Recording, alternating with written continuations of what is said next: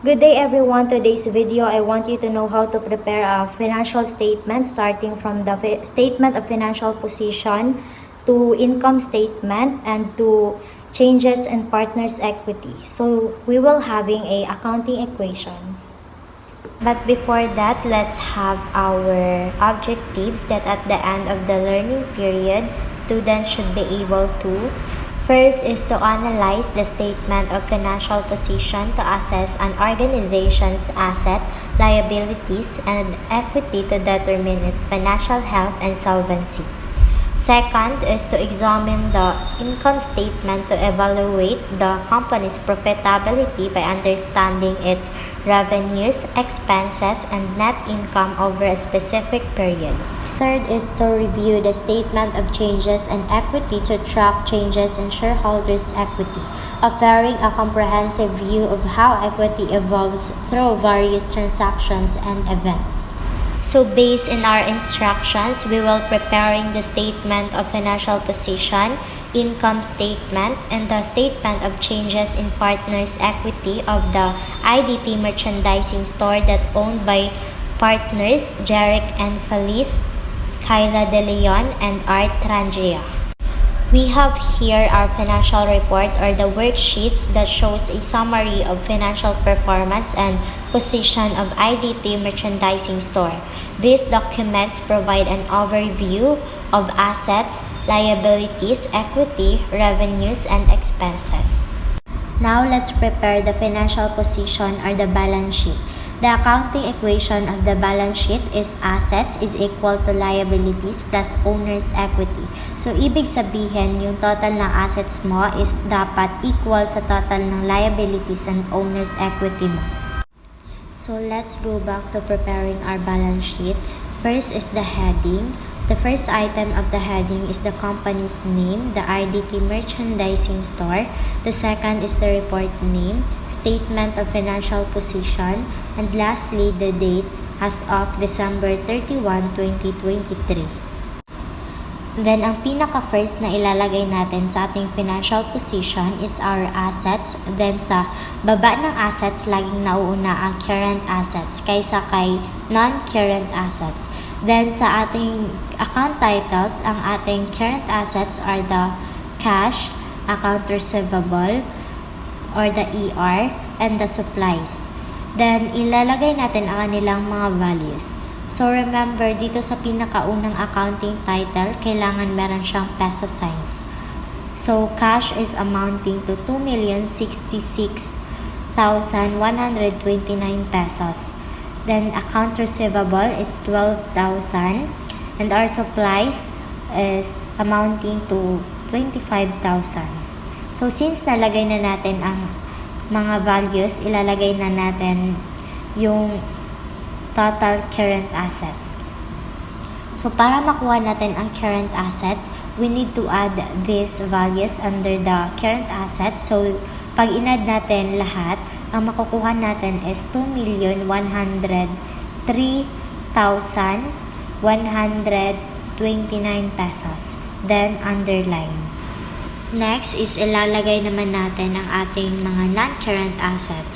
So, ang nakuha natin are the equipment and accumulated depreciation equipment. Then, ilalagay natin ang mga amount nito. So, equipment is amounted to 78,990 pesos. Then, the accumulated depreciation equipment is amounted 1,500. So, para makuha natin ang total ng ating non-current assets, we need to subtract the accumulated depreciation equipment from the equipment. So, bakit?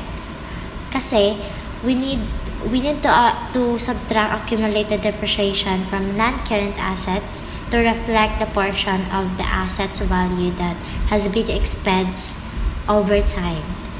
So, equipment minus accumulated depreciation equipment is equal to 77,490 pesos. Then, underline. So, meron na tayong total of current and non-current assets. So, makukuha na natin ang total of assets. So, yung ating total assets, makukuha natin siya by adding the current and non-current assets. So, ito yon. So, 2,103,129 pesos plus 77,490 is equal to 2,180,619 pesos. Then, we need to double rule it since siya yung final total assets natin. At dahil tapos na natin si assets, ang kasunod naman is ang ating liabilities and owner's equity. So, same process kanina, ilalagay natin ang ating current and non-current liabilities na account titles and yung mga amount nito. So, ang ating current liabilities are the account payable amounted to 10,000 pesos, notes payable 23,000 pesos, and the unearned revenue 6,500 pesos. So, para makuha natin ang ating total current liabilities is we need to add this account titles values. So, 10,000 plus 23,000 plus 6,500 is equal to 39,500 pesos. Then, underline lang natin siya. So, since walang non-current liabilities sa ating account title, ilalagay pa rin natin ang non-current liabilities and put it 0. So, since wala nga tayong non-current liabilities, automatically our total liabilities will be 39,500 pesos. So, next is papasok na dito ang ating owner's equity. So, since tatlo ang ating owners dito, ilalagay lang natin ang kanilang mga name. Like this. Enfilis, De Leon, and Trangia equity or ending capital. So, how did we get the ending capitals? So, by adding all the value in the debit and add all the values in the credit side, then subtract it. So, tulad ng sinabi ko, add lang natin ang debit then minus the credit. So, unahin muna natin i-add yung nasa credit side. So, mag-start tayong mag-base sa capital since equity ang hahanapan natin ng total. So, starting from Enfilis capital down to supplies expense sa credit side to ha. So, ang total na makukuha natin is 2,836,000 pesos. Then, add the debit side, then we can get the total of 694,881 pesos.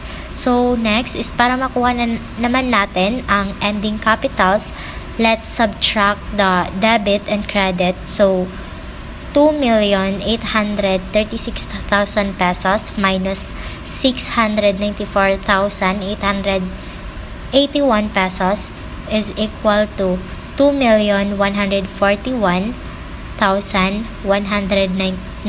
pesos.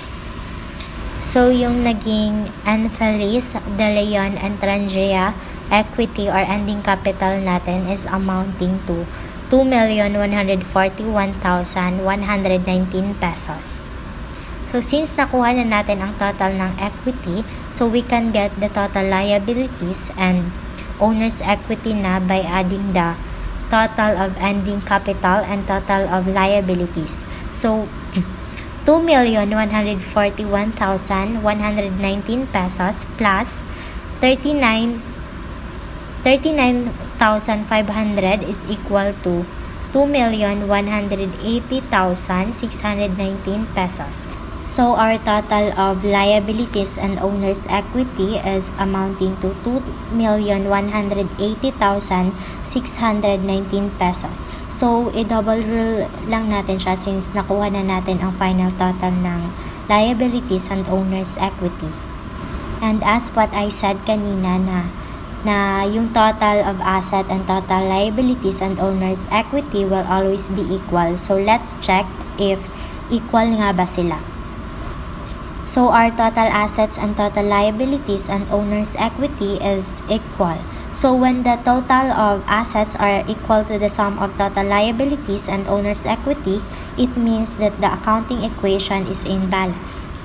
So, next, let's prepare the statement of comprehensive income, also known as income statements. So, first thing we always do is to write the heading. First is the company's name. Second, title of the report. Then the date. Dito sa date, we use for the year ended to specify the period for which the financial results are being presented. Now let's define the reporting period. Now let's list those revenues. So here we have a sales and interest income.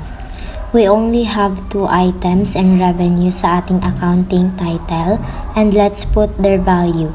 So our sales is 1,450,000 pesos, and our interest income is amounted to 36,000 pesos. And to calculate our total revenues, let's add the sales and interest income so that we can get the total of revenues. So, pag i-add na natin, ang magiging total is 1,486,000 pesos. And now, let's move on to the expenses and list all the business expenses such as cost of goods sold or COGS, executive salaries expense, rent expense, utilities, sales salaries, advertising, and any other costs directly related to the company's operations. So now let us list all the expenses from executive salaries expense to supplies expense. So uunahin natin si COGS sa ating expenses. Then next is the executive sales down to supplies expense. So to get our total expenses, we need to add all the expenses of IDT merchandising store. So by adding from COGS to supplies expense, and we can get the total of 634,881 pesos. So our total expenses is 634,881 pesos. So, paano natin siya kinuha? So, ipag-a-add lang natin siya from COGS down to supplies expense.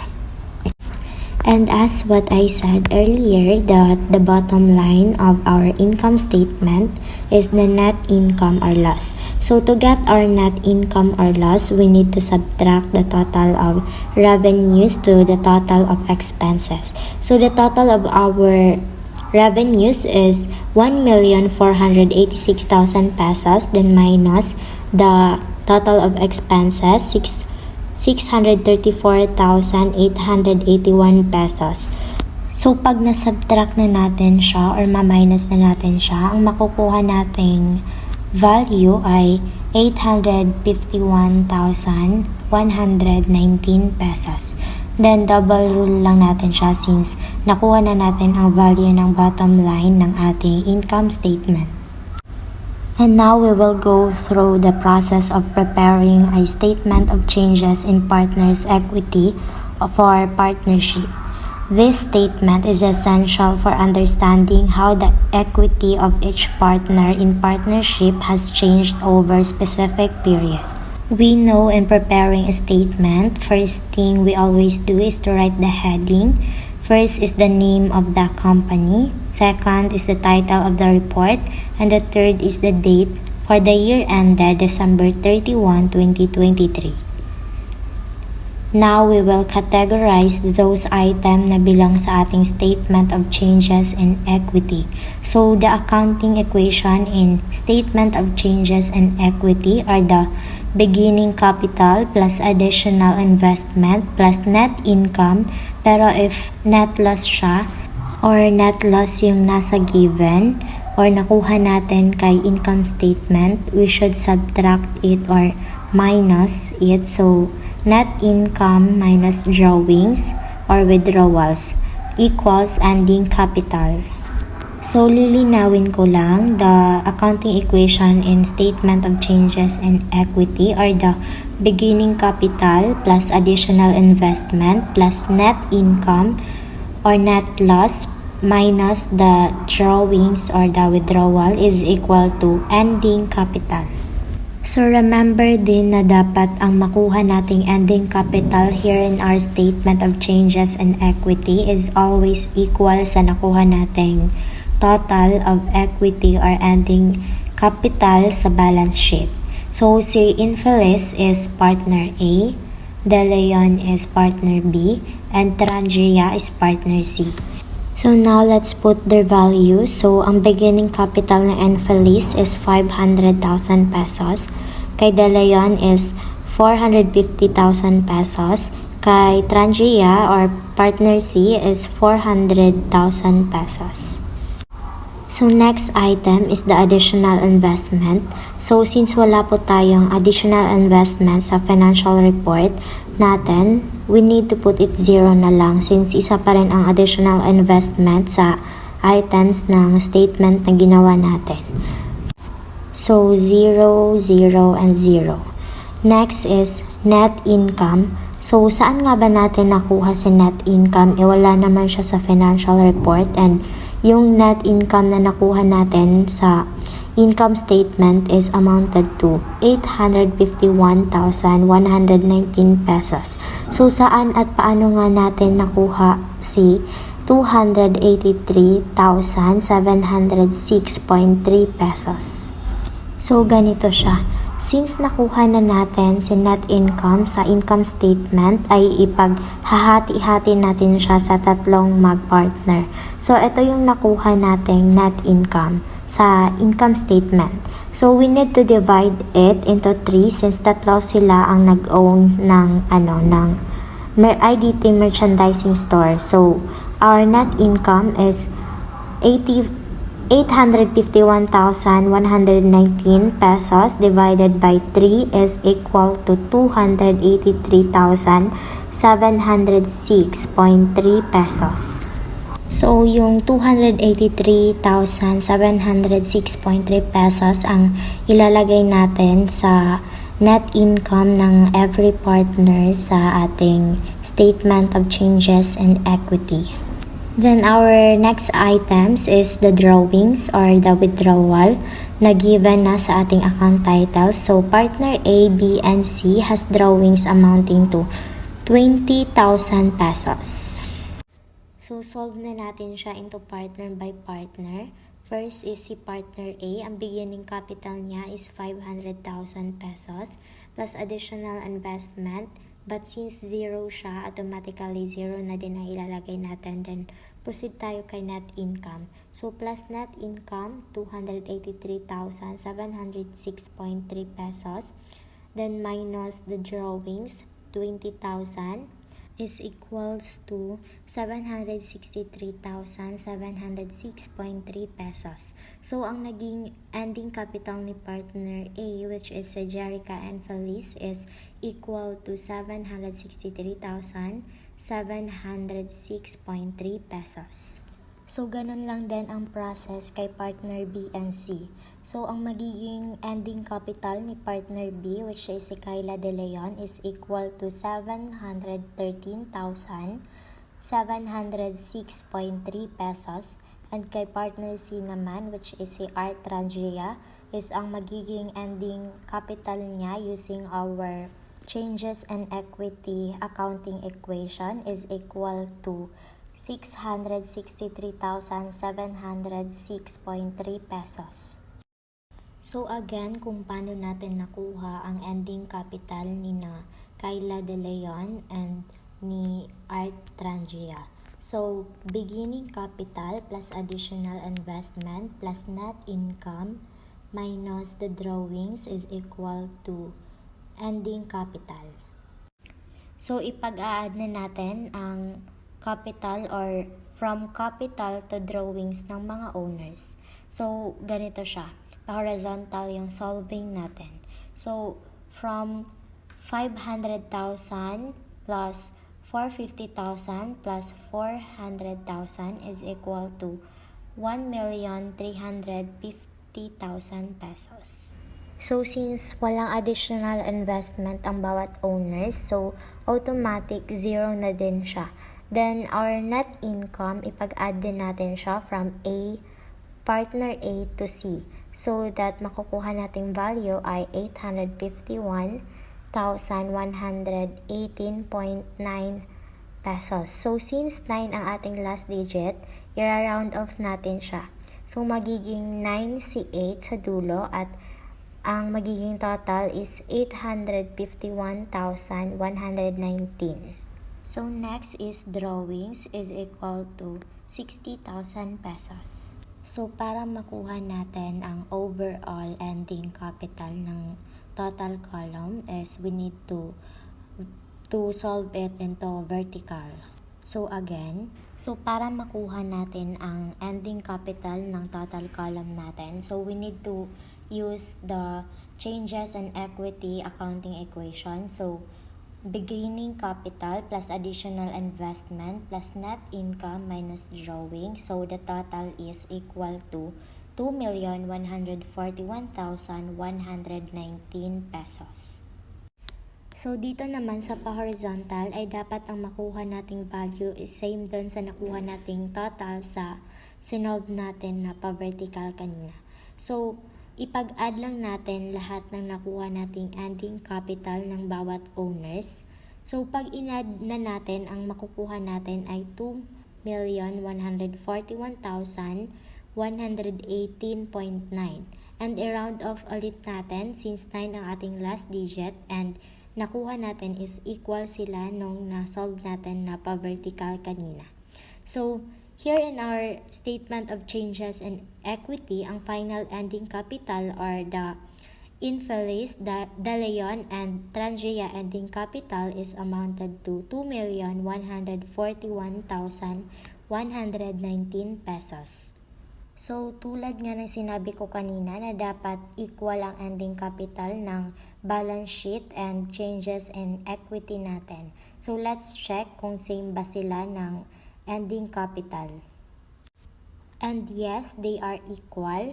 So, if the ending capital on the balance sheet matches the ending capital on the statement of changes in equity, it indicates that there have been no changes in the owner's equity during the specific period. Thank you for joining me on this discussion of accounting equation. If you have any questions, please don't hesitate to ask. By the way, I am Jehan Oribias, a grade 12 ABM2 student under our FABM teacher, Mr. Jemel Gepega. Wishing you a success in your financial journey. Have a great day. Bye!